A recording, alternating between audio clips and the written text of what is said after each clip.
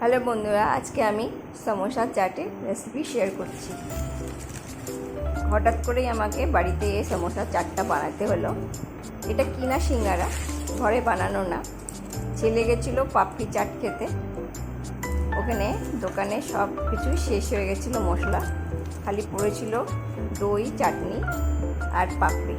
আমি তখন বললাম যে সিঙ্গারা কিনে আন, সঙ্গে চাটনি যেগুলো আছে ওগুলা কিনে আন। বাড়িতে রাখা কিছু দই এর সাথে বাজারের দই মিশিয়ে আমি এই দইটা ফেটিয়ে নিয়েছি। ফেটিয়ে আমি দইটা দিয়ে দিলাম, ওর উপরে পাপড়ির চাটের দোকানে আনা চাটনিটা দিলাম।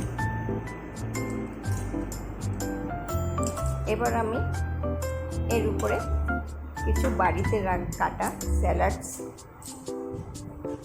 কেটে রেখেছিলাম, ওটা আমি এখন দিয়ে দেবো। আগে পেঁয়াজ কুচি, চনো, কাঁচা লঙ্কা,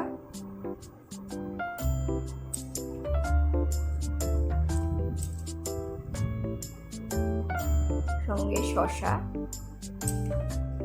আর দিয়ে দেবো টমেটো কুচি।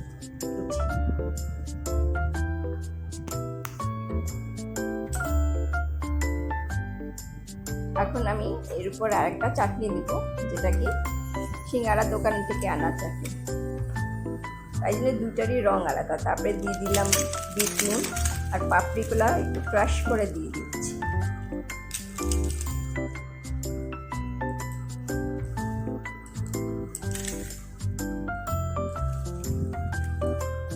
আর এখানে ঝুড়ি ভাজা দিয়ে দিচ্ছি, বাড়িতে ছিল ঝুড়ি ভাজা, ওটাই দিয়ে দিলাম।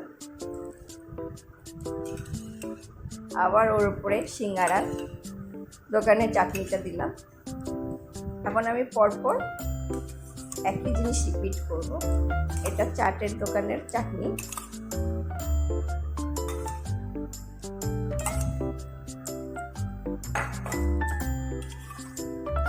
আবার দই দিয়ে দিচ্ছি।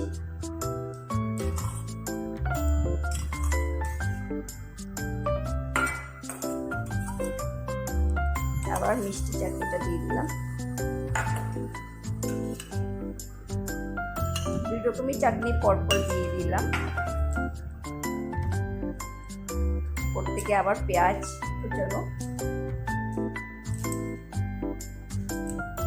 শসা, যে স্যালাডগুলো ছিল দিয়ে দিচ্ছি। এই যে রেডি হয়ে গেল আমার সমোসা চাট। আপনাদের এই রেসিপিটা কেমন লাগলো অবশ্যই কমেন্ট করে জানাবেন।